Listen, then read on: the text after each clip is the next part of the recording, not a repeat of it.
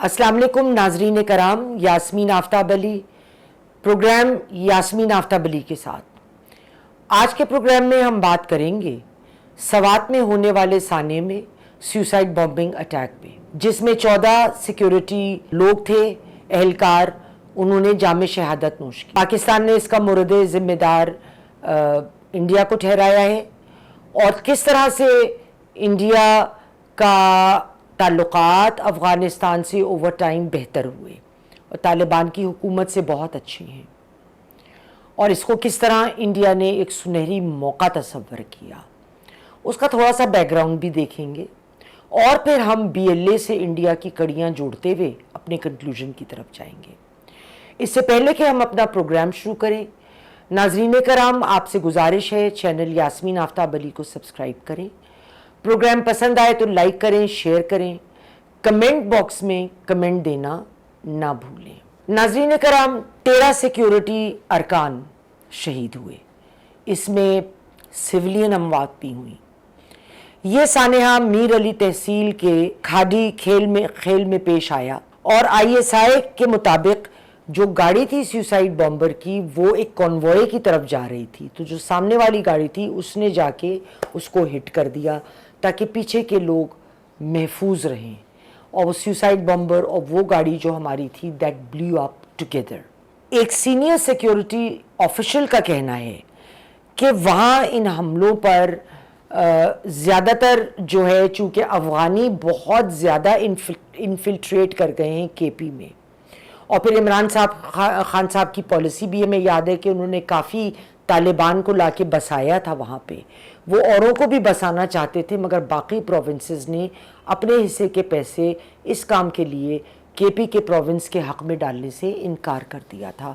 तो इनकी वजह से भी बहुत ज़्यादा वहाँ पे वो स्लीपर्स के तौर पे ख़ुद भी एक्ट करते हैं और स्लीपर्स को वहाँ पे एडजस्ट भी करवाते हैं। अल जज़ीरा की रिपोर्ट के मुताबिक, जिसकी तस्वीर आपको स्क्रीन पे नाज़रीन कराम उस एक्सेप्ट की नज़र आ रही है, 2 दहाइयों से जब जमहूरी हुकूमत अफ़गानिस्तान में थी, जो इंडिया था वो असलहा और हर तरह की मदद अफ़गानिस्तान को प्रोवाइड करता था। और जब अमेरिका ने फ़ैसला किया कि हम तस्फिया कर रहे हैं तालिबान के साथ, तो पब्लिकली इंडिया ने इसकी मुखालफत की थी।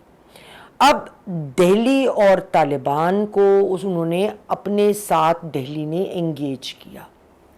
अफ़गानिस्तान और पाकिस्तान के बढ़ते हुए जो ख़राब ताल्लुकात हैं, उसकी वजह से इंडिया को तालिबान हुकूमत के करीब आने का बहुत ज़्यादा मौका मिला है। थोड़ा सा अगर हम हिस्ट्री में देखें तो 1980s में जब जंग छिड़ी थी, तो आप लोगों को हाजरीन शायद याद होगा, नाजरीन कराम, कि प्रेसिडेंट हामिद कारज़ाई ने भी तालीम हासिल इंडिया चले गए थे। इसके अलावा अब्दुल्ला जिन्होंने पावर शेयरिंग की थी गनी के साथ 2014 में, वो भी कई बरस इंडिया रहे हैं। इंडिया ने मुख्तलिफ चीज़ों पे पैसे लगाए। जो वहाँ का सबसे बड़ा इस वक्त हाजिर स्कूल है अफ़गानिस्तान में, वो इंडिया ने बनवाया। फिर जब US ने अटैक किया था ओरिजिनली अफ़गानिस्तान पे, तो पार्लियामेंट की बिल्डिंग इनकी उड़ गई थी, तो इंडिया ने अपने ख़र्चे पे पार्लियामेंट की बिल्डिंग बनवाई, हाईवेज़ बनवाई हैं, इसके अलावा पावर स्टेशंस भी बनवाए हैं और बहुत जगहों पर उन्होंने इन्वेस्टमेंट की है। इसका नतीजा क्या हुआ कि इंडिया अपनी जगह एक सॉफ्ट पावर के तौर पे अफ़गानिस्तान में बनाता गया, और अब जब फॉल आउट हुआ है अफ़गानिस्तान और पाकिस्तान के दरमियान, तो इंडिया के लिए स्टेप अप करना और पाकिस्तान की जगह लेना ज़्यादा मुश्किल नहीं है। तालिबान जिस ज़ोर से वापस आए थे, अमेरिका ख़ुद लेकर आया ना, तो उस वक्त इंडिया ने अपनी पॉलिसी पे 90 डिग्री टर्न लिया तालिबान की हुकूमत को लेके। उनका अब जो पॉलिसी थी वो ये थी कि वो सारे काम वो करें तालिबान के साथ मिलके पाकिस्तान के ख़िलाफ़, جس بات کا الزام وہ پاکستان کو دیتے رہے ہیں کہ جی آپ تو دیکھیں ٹیررزم کے لیے افغانیوں کو یا ان کا بارڈر یوز کر رہے ہیں.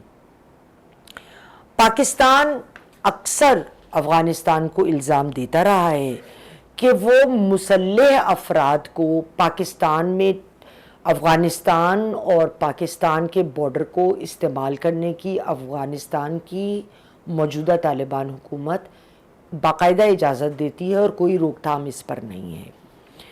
پہلے جو ہے وہ ملاقات، جو پہلی ملاقات یہ واپس طالبان کے آنے سے جو انڈیا کے پوائنٹ پرسن کی ہوئی وہ تھے دیپک مٹل، جو قطری ایمبیسڈر تھے پاکستان کے.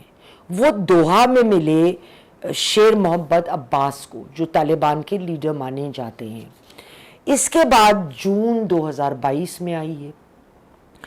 اس وقت انڈین ڈپلومیٹس کا ایک قافلہ کابل میں جا کے افغانی ڈپلومیٹ سے انہوں نے بڑی تفصیلی ملاقات کی اور مختلف معاملات پر گفت و شنید کی.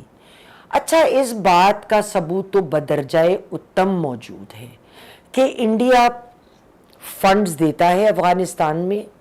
وہاں بی ایل اے بھی بیٹھی ہے جو اس افغانستان کی سرزمین کو استعمال کرتے ہوئے پاکستان پر اٹیک کرتے ہیں، اور افغانیوں کو بھی بطور پراکسی پاکستان کے خلاف استعمال کیا جاتا ہے. میں ادھر صرف اس وقت 3 مثالیں دوں گی. نمبر 1، 2 فروری 225 مشتاق کوہی نام کا ایک بلوچ جو اپنے گھر سے 1000 میل دور افغانستان میں اس کا قتل ہوتا ہے اور اس کی کڑیاں بی ایل اے سے ملتی ہیں. سوال تو یہ ہے کہ وہ اتنا دور وہاں پہ کیا کر رہا تھا.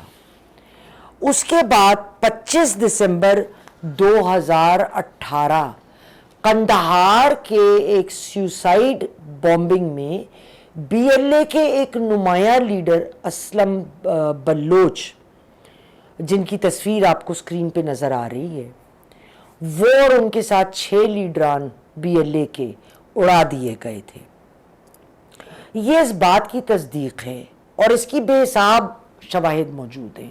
ابھی پروگرام اتنا لمبا نہیں ہے کہ ہم پورا ڈوسیئر ڈسکس کریں، لیکن یہ ماننے والی بات ہے انڈیا جو ہے وہ نہ صرف ٹی ٹی پی کو، وہ نہ صرف بی ایل اے کو، بلکہ وہ جماعت الاحرار کو بھی سپورٹ کرتا ہے پاکستان کے خلاف اور کرتا آیا ہے.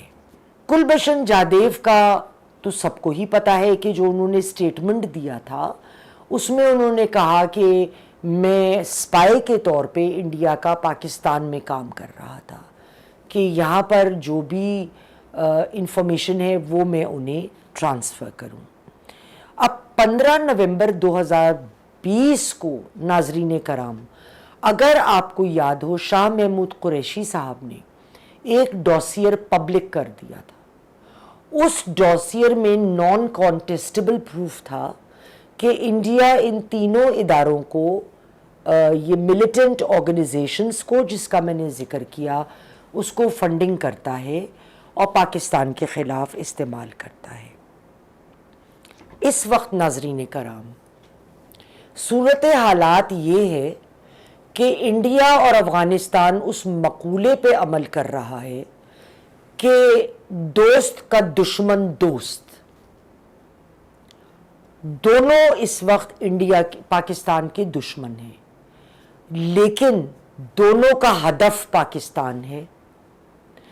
اس کا ڈس ایڈوانٹیج پاکستان کو کیا ہے اور انہیں کیا ہے؟